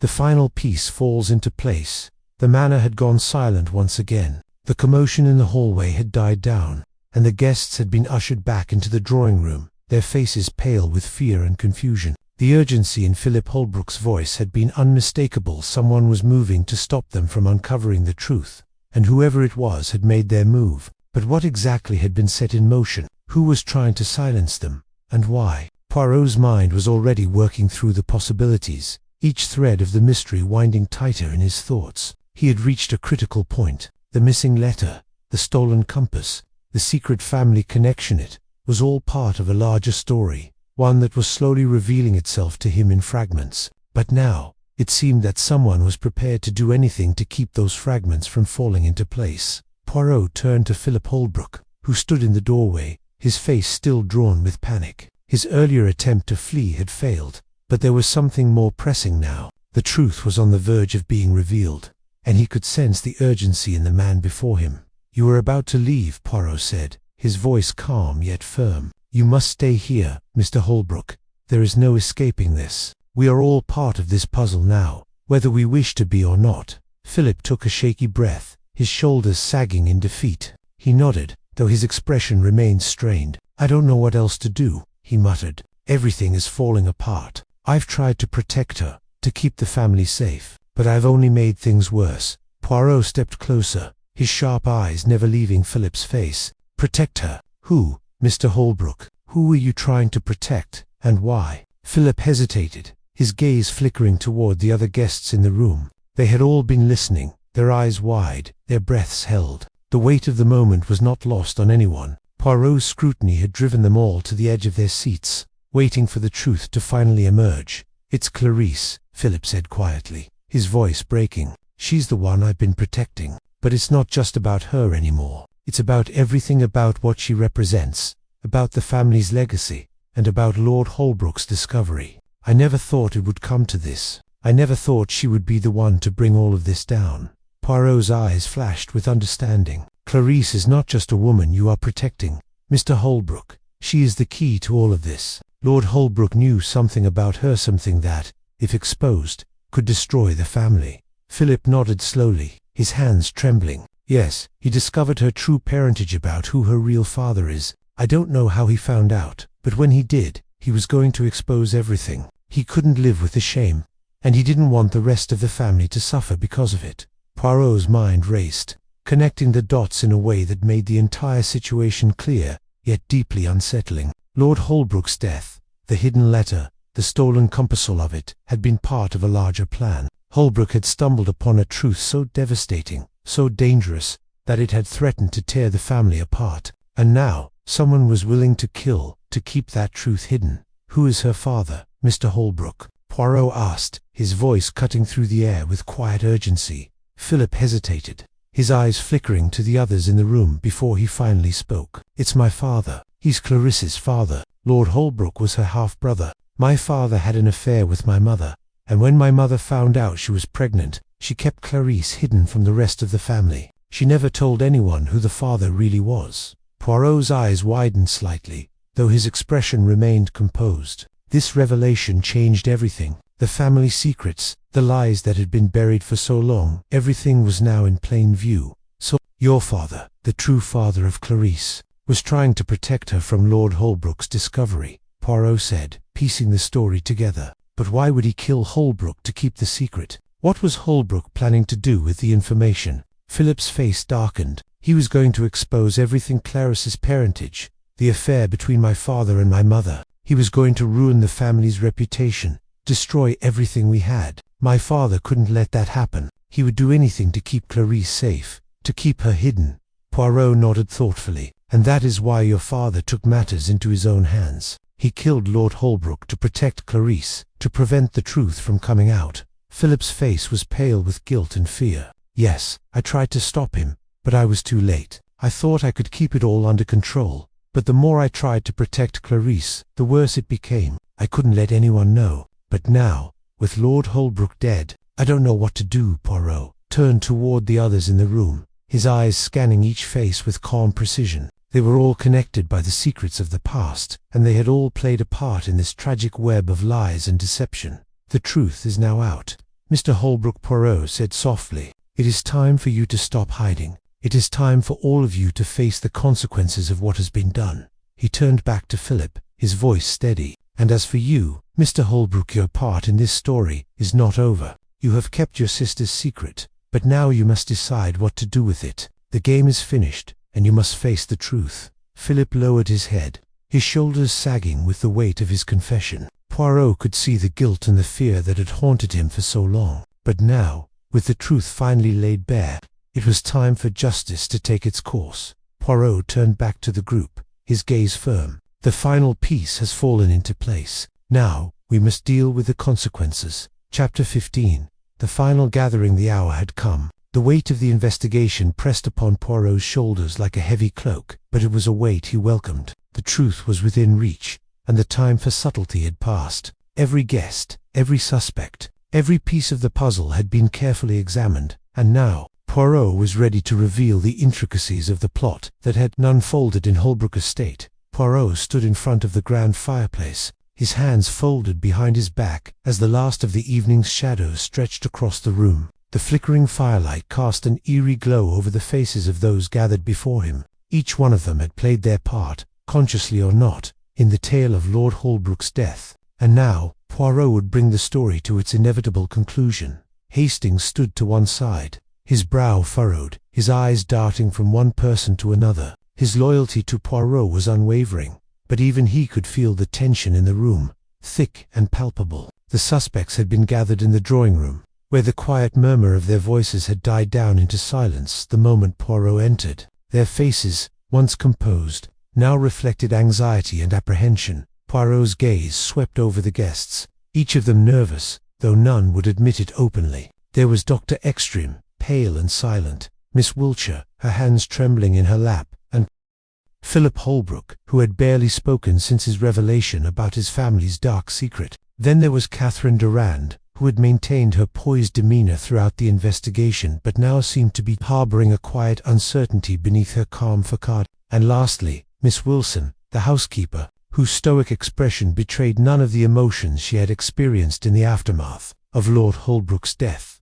Poirot cleared his throat, and the room fell silent. "My friends," he began, his voice firm, "the time has come to uncover the truth. What has been hidden in the shadows, what has been carefully concealed by lies and half-truths, will no longer remain veiled." He paused, his eyes sweeping over each of them once again. "You all have your secrets, your motives, but I assure you, it is not the secrets that are most dangerous. It is the lies we tell ourselves, the stories we create to shield ourselves from the truth." Poirot turned slightly, his gaze landing on Philip Holbrook. "Mr. Holbrook, you have told us much about your family, about Clarisse, about your father's involvement in Lord Holbrook's death. But what you have failed to mention is the most important part of the story. You see, while you were trying to protect your sister, you forgot one crucial thing. You were protecting the very man who killed Lord Holbrook." Philip's face drained of color, and he stood up suddenly, his hands clenched at his sides. "What do you mean?" he demanded, his voice rising in a mix of fear and frustration. Poirot's gaze remained steady, unfazed by Philip's outburst. "The truth, Mr. Holbrook, is that your father was not the only one with a motive. You too had a reason to silence Lord Holbrook. You knew about your sister's true parentage, and you knew, as well, that your father would go to any lengths to keep that secret hidden. But you also knew that Lord Holbrook's discovery threatened more than just your family's reputation. It threatened your inheritance." A gasp echoed from the group, and Philip's face twisted with rage. "You're wrong," he spat, his voice cracking. "I would never kill my own brother, no matter what. You have no right to accuse me." Poirot's expression softened, though his eyes remained intense. "I do not accuse you lightly, Mr. Holbrook, but I do accuse you of something else. The crime of omission. The crime of standing by while your father murdered your brother. You were complicit, whether you wish to admit it or not." Hastings, who had been standing silently by Poirot's side, stepped forward. "But Poirot, if Philip Holbrook didn't kill Lord Holbrook, then who did? Are you suggesting that it was the father who actually did it?" Poirot held up a hand to stop him. "Ah, Hastings, you are too quick to jump to conclusions. The father may have had a hand in keeping Clarissa's secret, but the one who dealt the final blow was someone closer than you realize." Poirot turned back to the guests, his eyes scanning the room with methodical precision. "It was you, Miss Wiltshire," he said quietly, his voice calm but filled with conviction. "You, who had the most to gain from your brother's death. The inheritance, the family's wealth, it all fell to you once Lord Holbrook was out of the picture."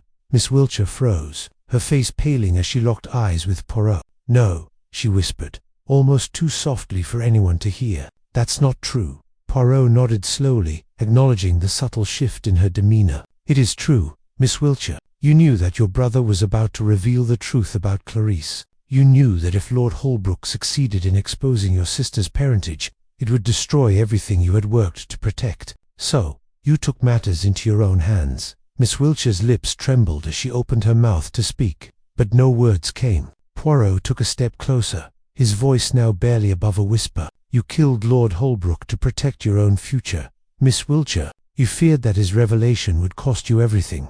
For a moment, the room was still. Poirot's gaze did not waver from Miss Wiltshire's face as he watched her break down in front of him. Her defenses shattered, and the truth finally emerged. "I didn't want to," she sobbed, her voice breaking, "but I had no choice. I couldn't let him ruin everything. I couldn't let him destroy Clarisse. And in the end, I thought I was doing the right thing. But I was wrong." Poirot's expression softened, though his gaze remained focused. "You were wrong, yes, but now, the truth is here. The game is over, Miss Wiltshire." As the truth of the murder came to light, the other guests in the room stood frozen, their faces reflecting shock, disbelief, and guilt. The intricate web of lies had finally been unraveled. Poirot had done what he did best. He had revealed the truth, layer by layer, until nothing remained hidden. But even as Miss Wiltshire broke down, Poirot knew that the end of the case was not the end of the consequences. In a world of secrets and lies, the truth had its price. Chapter 16. The reveal. The room was thick with silence. Every pair of eyes locked on Miss Wiltshire as she trembled beneath the weight of Poirot's gaze. She had admitted her involvement in the murder of her brother, Lord Holbrook, but something still lingered in the air. A question unasked, a truth still waiting to be fully exposed. Even as she collapsed into herself, her sobs echoing in the quiet room, Poirot knew there was more to unravel. Miss Wiltshire's hands trembled as she wiped at her eyes, still trying to steady her breath. Poirot remained calm, his voice gentle yet unyielding. "You have confessed to killing Lord Holbrook, but there is one thing still left to answer. The question of why you chose to take such drastic measures. Why kill your brother to protect Clarisse? Why not simply keep the secret?" Hastings stepped forward, his brow furrowed with concern. "Poirot, she's already admitted her guilt. What more do we need to know?" Poirot's eyes met Hastings's, his expression resolute. "There is always more, Hastings. There is always a deeper layer of the truth, waiting to be uncovered." Poirot turned back to Miss Wiltshire, his gaze fixed on her. "You killed Lord Holbrook because you were desperate to protect your sister. Yes, but it was not just her reputation you sought to protect, it was your own future. You feared the exposure of Clarisse's parentage would destroy everything you had worked for." Miss Wiltshire nodded, her voice barely a whisper. "I couldn't let him destroy everything. I couldn't let him expose the truth. If he had, we would have lost everything, my family, our name, everything." Poirot took a step closer, his eyes never leaving hers. "You would rather live with guilt than face the consequences of your actions. But now, Miss Wiltshire, the truth is out. There is no escaping it." As the tension hung in the room, Poirot's thoughts began to shift. He had uncovered the motive, the confession, yet something nagged at him, an undercurrent of doubt that refused to be dismissed. He had been too quick to assume that Miss Wiltshire was the only one involved in the murder. The truth, he realized, was more complex than he had first believed. He turned to the group, his eyes scanning each face in turn. "It is not enough to understand the motive. We must understand the context, the relationships between all of you. Lord Holbrook's death was not simply the result of one person's actions. There were others who played a role in this tragic event. It is time for the final piece of the puzzle to fall into place." Hastings, sensing the change in Poirot's demeanor, spoke up. "Poirot, what are you saying? You don't believe Miss Wiltshire acted alone?" Poirot's eyes flickered with a knowing glint. "No, Hastings. Miss Wiltshire was a part of the plan, but she was not the sole architect. Someone else was involved. Someone who was just as invested in keeping the truth hidden." The room held its breath as Poirot's gaze shifted to Dr. Ekstrom, who had been silent throughout the exchange. The physician's hands, previously resting calmly at his sides, were now tightly clenched. His face, once composed, had grown pale, his lips tight with nervous anticipation. Poirot stepped toward Dr. Ekstrom, his voice calm yet firm. "Dr. Ekstrom, you have been remarkably quiet. I believe it is time for you to speak. You knew more than you let on about Lord Holbrook's investigation into Clarisse's parentage. You knew about the threat he posed to your own interests, and you took steps to ensure that it would be stopped." Ekstrom's eyes widened, a flash of panic crossing his face. He looked around at the other guests, his breath quickening. I didn't kill Holbrook," he stammered, his voice trembling. "I was only trying to protect her from the truth. I never meant for any of this to happen." Poirot's gaze softened, though the intensity remained in his eyes. "You didn't kill Holbrook, no, but you played a key role in ensuring that Miss Wiltshire would have the opportunity to act. You were the one who first discovered Lord Holbrook's suspicions about Clarisse's parentage, weren't you?" Dr. Ekstrom swallowed hard, his face flushing with guilt. Yes, I knew that Lord Holbrook was planning to expose everything, and I couldn't let that happen. I thought that if I could stop him, if I could make him see reason, then maybe we could keep this secret buried. Poirot's voice grew colder, his words sharper. And you believed that Miss Wiltshire would be the one to do it. You manipulated her, fed her fears, made her believe that killing Lord Holbrook was the only way to protect her family. You knew she would act, and you used her to do your bidding. Ekstrom's shoulders slumped, and he looked down at his hands. I never intended for it to go this far, but when Miss Wiltshire came to me, when she said that she would do anything to protect Clarice, I encouraged her. I told her that there was no other way. I thought I was helping her. Poirot's expression softened slightly, though his gaze remained unwavering. You helped her, yes, but in doing so, you condemned her. You allowed her to believe that murder was the only option. The room was silent once again, the weight of Poirot's words hanging heavily in the air. Miss Wiltshire's face had drained of colour, her eyes wide with disbelief as she took in the full extent of the doctor's involvement. She looked at him, her expression one of hurt and betrayal. You knew, she whispered, her voice breaking. You knew, and you didn't stop me. Dr. Extreme nodded slowly, his face contorted with regret. I thought I was protecting you, but I was wrong. I should have stopped you, Miss Wiltshire. I should have told you to walk away. Poirot nodded, his eyes never leaving the two of them. And now, we are left to face the consequences. The truth is out, and it is time for all of you to face what has been done. He turned to the rest of the group, his voice firm. Lord Holbrook's death was not just a crime of passion, it was a crime of desperation, of fear, and of lies. But now the truth has been revealed, and it is time for justice to be served. Chapter 17. Outcome in justice. The room fell into a profound silence. Poirot's voice still echoed in the air, the truth of the events laid bare. The tension that had once been so thick now felt like an oppressive weight, stifling every breath. Dr. Extreme stood with his head lowered, his guilt etched deeply across his face, while Miss Wiltshire's pale expression spoke of a confusion and sorrow that had never truly left her. The others in the room had grown unnervingly quiet, unsure of how to respond, caught in the web of their own entanglements. Poirot, having revealed the most crucial details, took a measured step forward. His calmness contrasted with the chaos that had been unleashed, but it was clear that the storm had passed. The time for confession had come. Now, it was time for consequences.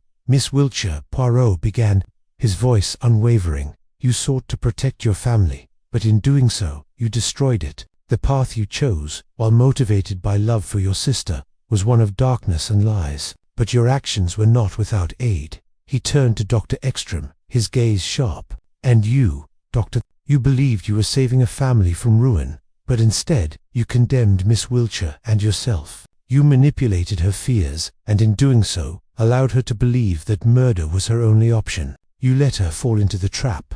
The doctor's face twisted with remorse, his hands trembling slightly at his sides. I didn't mean for any of this to happen, he whispered hoarsely. I thought I was protecting her. I was wrong. Poirot nodded, his expression softening slightly. We all think we act out of love, but sometimes, the very thing we try to protect is what we end up destroying. For a moment, the room held a heavy silence as the weight of Poirot's words sank in. Miss Wiltshire looked from Poirot to Dr. Extreme, a tear slipping down her cheek. What have I done? She murmured, her voice thick with grief. I never meant for it to go this far. I just wanted to protect her. ... Poirot approached her slowly, his presence commanding yet understanding. You did what you thought was right, Miss Wiltshire, but in the end, your actions, however well-intentioned, only caused harm. But now, you must face what has been done, and justice, as always, must prevail. Hastings, who had stood by quietly, observing the final moments unfold, stepped forward. So, what happens now, Poirot? The truth is out. What will become of them? Poirot turned, his gaze soft but resolute. What happens next, Hastings, is for the authorities to decide. Justice will take its course, and the law will weigh the consequences of Miss Wiltshire's actions and Dr. Ekstrom's involvement. But there is one thing I can say with certainty. Hastings tilted his head, intrigued. What is that? Poirot's eyes glinted with a quiet determination. The truth, Hastings, always comes to light. No matter how deeply it is buried, no matter how many lies we weave, the truth will eventually reveal itself. The tension in the room seemed to dissipate, replaced by a palpable sense of finality. Miss Wiltshire and Dr. Extreme remained silent, both lost in their own reflections. But they understood that their fate had been sealed. The web they had spun was unravelled, and there would be no escaping the consequences of their actions. Poirot stepped back, his posture straightening as he addressed the group. This case, as tragic as it is, serves as a reminder to us all. Secrets, no matter how well kept, always find a way to escape. And when they do, they bring with them the unravelling of all that has been built upon them. He paused, allowing the weight of his words to settle. The game is over. The truth has been revealed. Now, it is time for justice to do its work. As Poirot turned to leave, Hastings followed him quietly to the door. Poirot, Hastings said softly, "You did it again. You brought the truth to light, just as you always do." Poirot smiled, a small but satisfied smile, and turned to face his companion. "Ah, Hastings, it is not just about finding the truth. It is about understanding why we keep it hidden in the first place." With that, the two of them left the room, leaving behind the guests who would now face the consequences of their actions. Poirot's work was done. The case of Lord Holbrook's death had come to a close, but the ripples of its truth would echo for some time to come. Chapter 18. The closing remark of the rain had begun to fall, softly tapping against the windows of the Holbrook estate as Poirot stood by the hearth, his hands clasped behind his back. The guests had departed hours ago, their fates now in the hands of the law. The tragedy of Lord Holbrook's death, the twisted web of secrets and betrayal, had been laid bare, and justice, as Poirot had predicted, would soon take its course. Hastings, standing nearby, observed Poirot's quiet contemplation. Another case solved, Poirot. Another mystery unravelled. Poirot nodded slowly, his mind still running over the details, though his expression remained composed. "Yes, Hastings, another case, but not without its lessons. People hide their truths, not because they wish to protect others, but because they fear the consequences of what happens when they are exposed. In the end, it is not the lies that bind us, but the truths we dare not confront." Hastings watched him thoughtfully. "And what of Miss Wiltshire and Dr. X? They will face their consequences," Poirot replied softly, his eyes distant as he gazed into the flickering flames. "But they were not the only ones responsible. Everyone in that room played a part, whether in action or in silence. Sometimes, we all allow ourselves to be complicit, even when we think we are not." Poirot turned to Hastings, his expression softening slightly. "We believe, often, that we are separate from the chaos around us. But we are all connected, Hastings. Every decision we make has ripples, and those ripples always reach the shore." Hastings was silent for a moment, contemplating Poirot's words. Then he sighed, a smile tugging at the corner of his lips. "And you, Poirot, always find a way to make sense of it all." Poirot's lips curved into a small, knowing smile. "It is not about making sense, my friend. It is about understanding. The truth, in all its complexity, is a puzzle. And puzzles, you see, are simply things waiting to be solved." The room fell silent again. The only sound was the quiet rhythm of the rain outside. Poirot stood still for a moment longer, then turned, his posture as straight and assured as ever. "Come, Hastings," he said, his voice soft but firm. "There is nothing more to be done here. We must move on, as we always do. The world is full of mysteries, and while some are solved, many remain unsolved. But that is the nature of life." Hastings followed him toward the door, the weight of Poirot's words lingering in the air. As the two of them stepped out into the night, the mysteries of the world felt somehow less daunting. Poirot had shown him, once again, that the truth, however hidden, would always find its way to the surface, and that, in the end, was enough.